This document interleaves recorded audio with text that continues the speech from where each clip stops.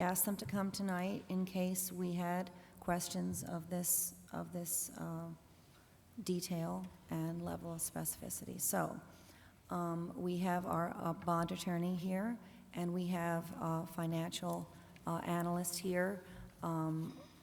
So if they wouldn't mind coming forward. Is the question a bond issue or a bond question or Well, a it's construction George issue? brought up the money It's a- bully, and I'd like to know, I mean, that's really engaging rhetoric, but I'd like to know, in a factual basis, what does it mean if we do not go forward with the February bond, millage proposal, or what does it mean in turn, and if it were... So it's a and- financial issue. It's a I financial- just and want to even make if sure. it So were- RJ would be the one. Well, I Yep. just wanted to clarify. And even if that were successful, how would we then determine where we'd fund any other additional schools?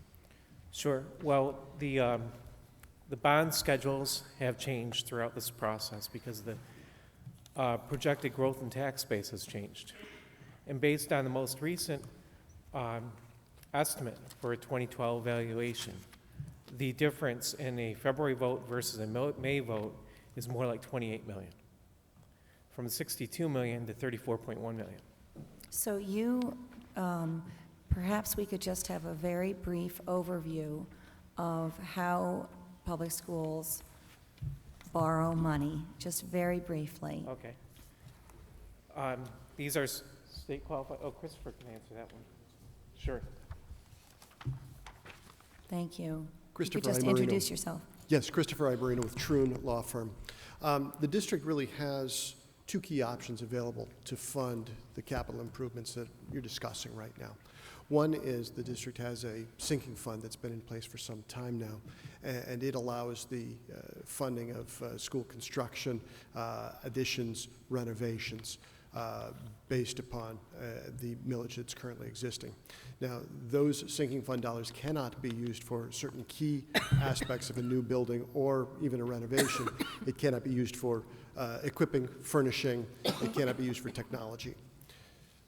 The other option that's available is, the other option that's available to your district is a voted bond issue, akin to what Mr. Burkover was just speaking to.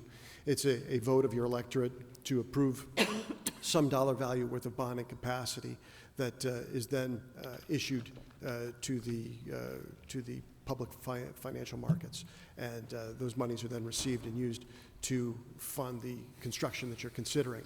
Now, one of the questions that was raised was the idea of whether you would do X number of buildings all at once. A vote can be broken into two or more series of bonds, wherein what happens is a first series is issued where a portion of the total amount that was authorized by the voters is sold. Those projects are then undertaken.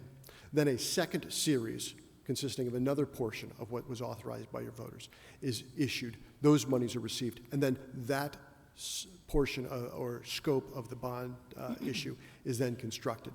So it does not have to be a one fell swoop where all buildings are touched all at the same time, but it can be an incremental approach, and that's really a decision of your Board of Education. But the scenario you described includes one-time vote, what you just described. Yes, ma'am. The series is individualized or split in two, but the vote is taken once. Yes, ma'am. The vote or the authorization given by the electors is given in, to use a very colloquial phrase, one fell swoop. But the actual sale of the bonds, and therefore the money generated, does not get addressed in one fell swoop, but instead is done incrementally, scope pod by scope pod by scope pod. Mm-hmm. But is that identified prior to the passage of the bond? In fact, it oftentimes is, presuming your district would participate through the school loan revolving fund, which is a mechanism set up by the state to assist school districts in issuing bonds for school construction projects.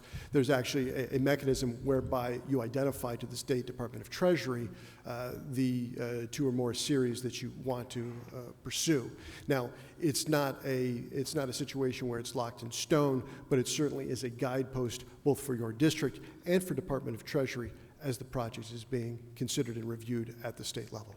The question that I have is, the proposal that Mr. Brookover has said would be one of the three that he would accept is the construction of 2 elementary schools based upon a bond proposal. But from what I've heard in the commentary, the bonding capacity will be dropping from $62 to $38 million. 34. Actually, I believe it's 34.1. 34.1. That's 31? $34.1 million without a millage increase. Okay, so you go forward and set this up so that there are 2 schools that are part of a primary bond proposal. If we decide at that point, well, we should build more schools, what is the top end of the funding that we would receive based on the projections now? I mean, building 2 schools is going to cost significant dollars. It's going to use a substantial part of the 34 million that we end up with after that window passes.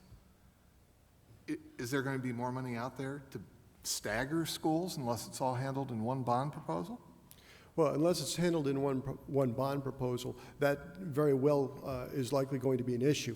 And RJ may be able to speak more toward the tables on this that are generating that $34.1 million number. But what that is based upon is a statutory criteria of projecting what property values are going to be over the duration of the bonds. And when you have negative growth, as has been experienced over the last few years, that then is required statutorily to be projected over the life of the bond issue. And that's why that dramatic change from the 62 million to the 34.1 million. So in answer to your question, a great deal of that would depend upon what's going to happen with the tax schedules. And I don't know if RJ has reviewed something to that level or not. RJ? As far as future bonding capacity, several years out, Yeah. over the weekend, I did run some schedules. These were just hypotheticals. And that was, what if 40 million were issued now, and there was a need several years later, based on the current projection for taxable value growth that goes over several years, which is, in my opinion, quite conservative, that the district may need to wait until the year 2020, depending on taxable value growth between now and then, to have another bond vote of maybe $20 million. Okay, Similarly, excuse me, let me interrupt Yes. you. All right. So, again, I have a trouble because the numbers keep changing, but my guesstimate is that an elementary school, I don't know what we're calling it now, a reconstruction of an elementary school, not a refurbishment, is going to cost us in the vicinity of $9 million. So I'm saying, just hypothetically, so let's go out and ask the voters in February if they want to spend $18 million to build 2 schools. Now, I think you just told me that our bonding capacity is going to go down from 62 million to 34 million sometime, some magic time after February. All right, so now I've gone out, let's say the voters accept the proposition, you know what, we're willing to ride with you, we'll take 2 schools. You know, I'll go Pinecrest and Marble, okay? And we're going to build 2 new schools, we're going to keep everything else the same. Okay, so now we got $18 million out there, okay? Now I think Jay's question is, okay, now I got 18, you told me the bonding capacity was 34. I understand all the conditionals you're putting on it, which, yeah, it's going down, Eric will agree with you, we don't know what it's going to be a year, but let's just assume it stays relatively flat or it goes down a little bit. Do we still have 34 million minus 18 million to use? no. Okay, It's all so based tell on us this- why that doesn't happen. There's an emphasis on this 5-year average growth, which changes every year. And Which based- incidentally means that right now, we're using the 5 years in the past, That's before the crash and before the property values went down, That's correct. okay? And what's happening in this magic moment here is we're going to shift so that now we're recognizing the 5 years are going to include another year with low property assessments, correct? And a So good year is everybody falling off understands? the 5-year average. Yeah, the high year is falling off. Okay, so That's now, correct. can you explain to me, I understand that you're hedging, which you should do, because you're saying, George, I don't know that there's going to be 34 million still available after February, okay? But After May. after May, thank you. Okay, so now, but if everything stays the same, is it 34 million minus 18 million is still available?